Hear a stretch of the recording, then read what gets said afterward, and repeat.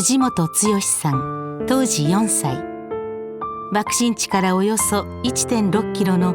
土手町にある自宅で被爆しました。兄と共に朝食を食べていた藤本さんは突然の閃光を感じました。電柱に寄りかかる形でかろうじて倒壊を免れた自宅から藤本さんたちは何とか抜け出します。そこで見たのは一面瓦礫の山となった町の光景でした。爆心地近くの学徒動員先で被爆し、翌日帰ってきた姉はその数日後に死亡。棺桶に入れられた姉を自宅のそばで荼毘に付した時の光景を藤本さんは忘れることができないと言います。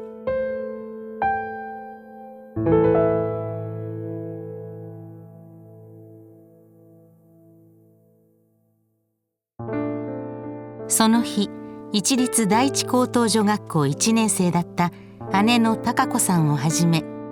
学徒動員に駆り出された兄弟たちは皆出かけてしまい、両親とすぐ上の兄と藤本さんの4人だけが自宅にいました。うちは配給所と八百屋みたいな、要するに新鮮物を並べてたうちでした。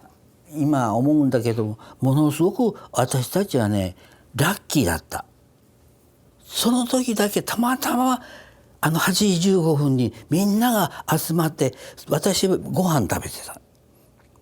こう並んで兄貴と2つ並んで南側向いてご飯食べてた。おふくろはほんの数秒で2階へトントントントンと上がっていく用事があったっつ。親父は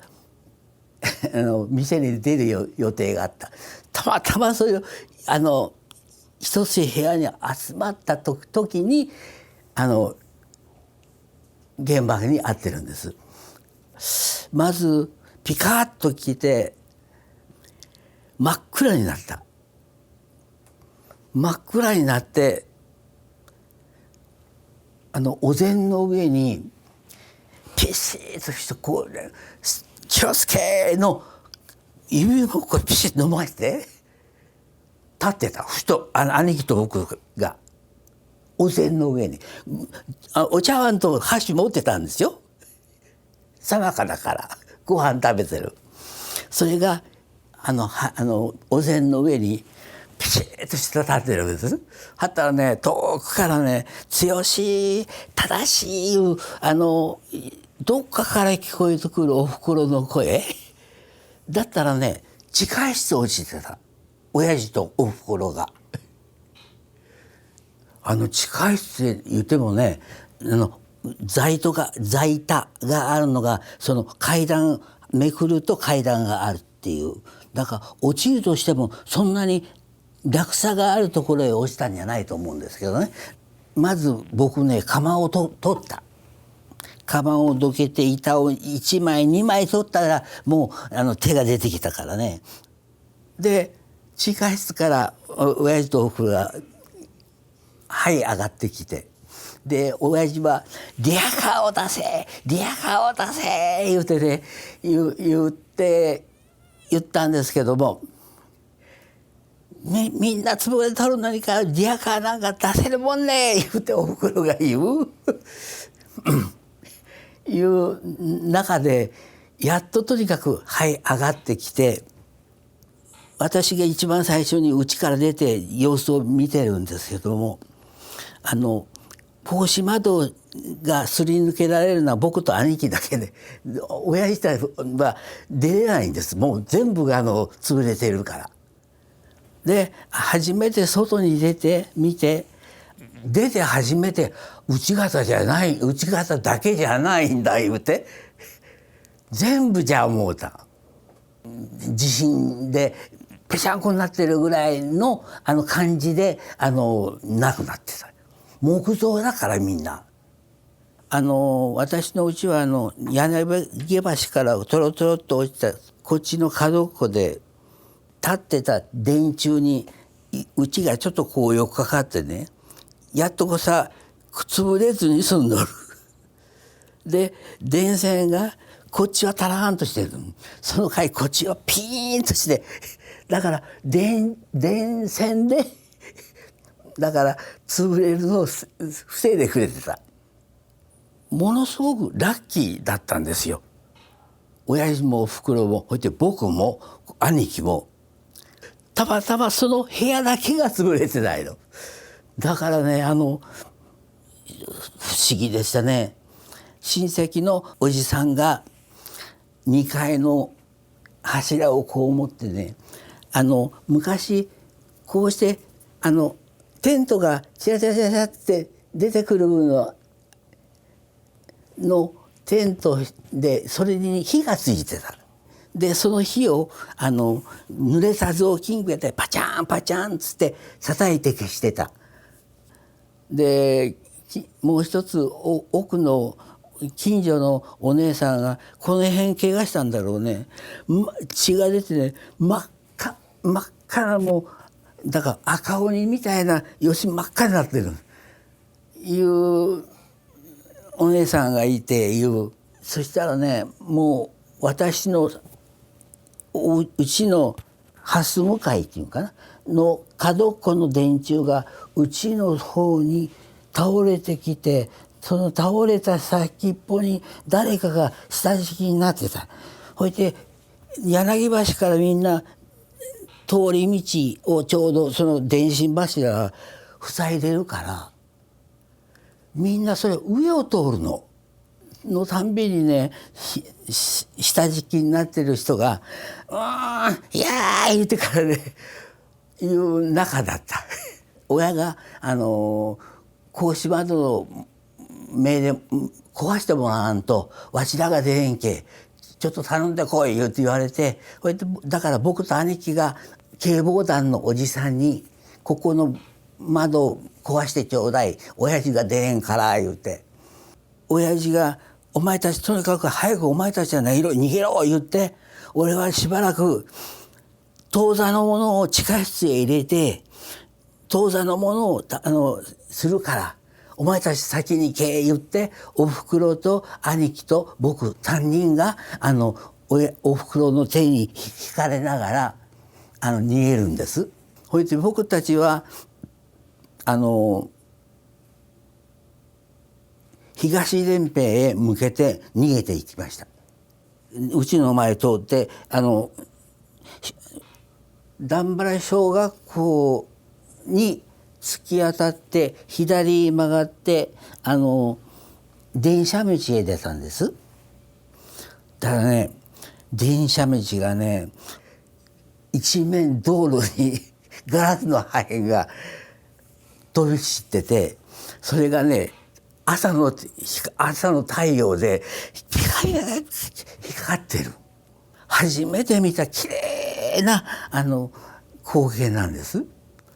うわ綺麗な言って、僕は小さいから綺麗な方に感激したんです。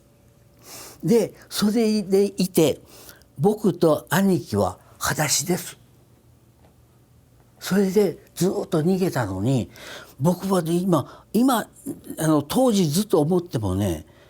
足の裏怪我してないんですよ。不思議よこれ。怪我してないの。ガラスが一面にね飛び散ってる中を歩いたんですけれども、怪我してないのよね。荒神橋がねやっぱり少し今電車道がずっと聞いてもちょっと高いんですよね、橋のところは。縁の下に草履が大人の和装の草履が埃まみれなのが奥の方にあって、僕のためにおふくろが「いただいてもいいですか?」言ってもらったの。裸足だから。だけどね大人の和装の時の草履だから4歳のこんなぐらいの足にペタンペタンペタンペタン橋渡りきらんうちになくなって練兵場に逃げた時に手のない兵隊さんや足がない兵隊さんがねゴロンゴロンおるんよ。ほいて水くれ水くれいう兵隊さんもおったし、で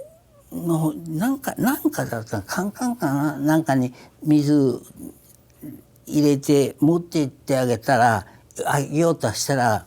バーンってね突き落とされた。水やったら死ぬぞ言って軍医らしき人が言ってた。水やっちゃいけんのんじゃ思うて、でそれはおとなしくしてたけど、その晩はとにかくね広島市が全体が真っ赤に燃えてるのよ。真っ赤よ。でその中で僕はだから爆弾が落ちた穴かどうかが、ね、ちょっとこう斜めに掘られたみたいな、そういう穴に入って僕たちは寝たんですけども、だから親父はねその灯台のものをして東雲の方に行ってぶどう畑で一夜を沸かしてる。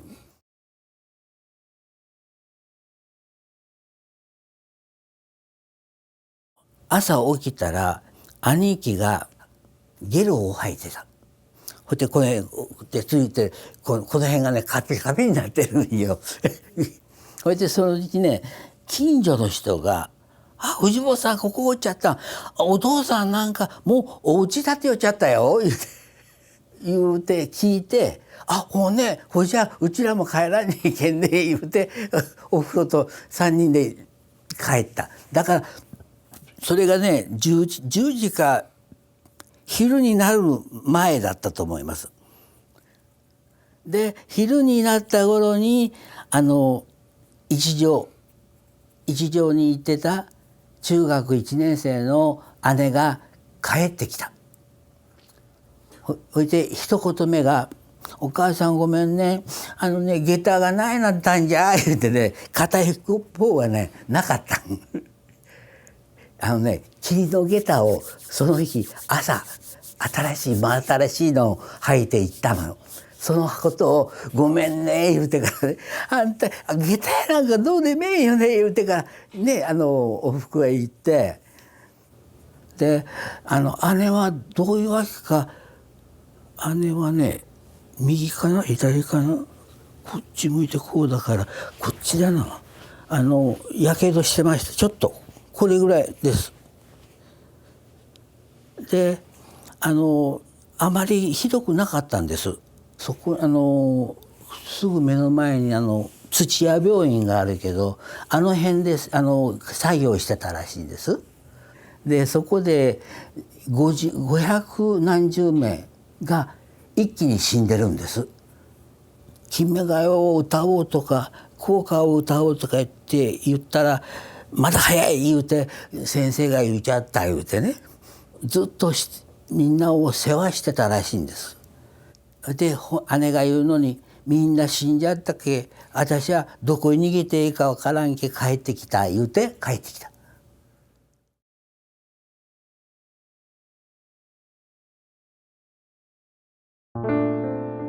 その後姉の孝子さんは広島市外の病院に入院しましたが容体が悪化。被爆から4日後の8月10日に亡くなります。孝子さんの遺体はきれいに棺桶に入れられて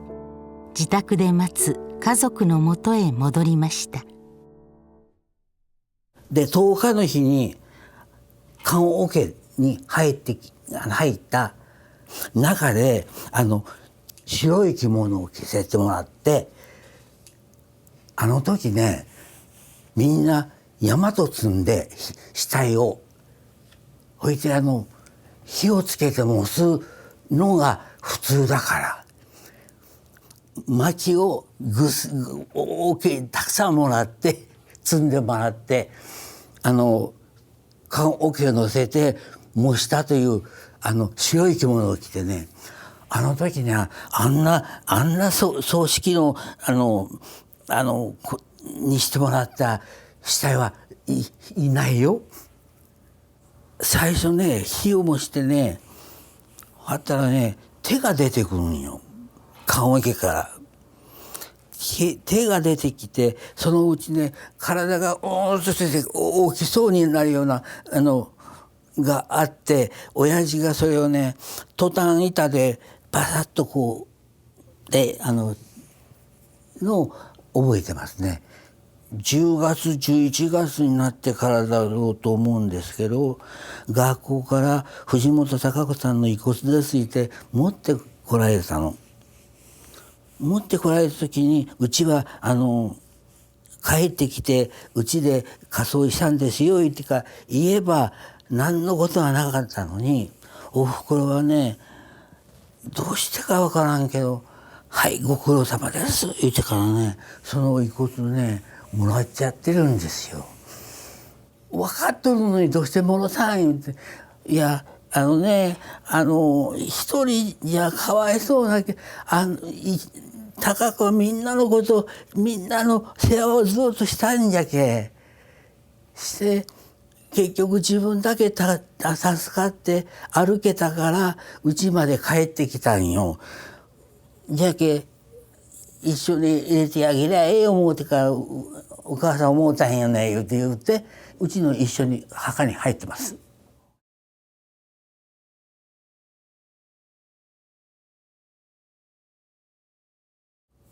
12歳何ヶ月でタカちゃんが死んどるいうそれも500何十名この一条の生徒たちが死んでるという。中学の1年生でそんなにまとまって死ぬっていうのがね、ね中学12歳いうのはかわいそうやよ。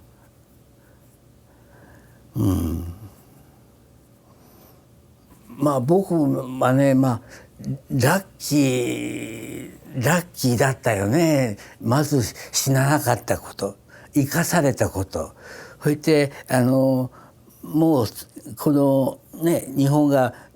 もう戦争せん言うてから言うてくれたからいいものの、これが少年が言っとらん連中がね原爆持ったら幸せなんかっていうバカな考えをする人がいるから、戦争だけはしてほしくない、もうしちゃいけん。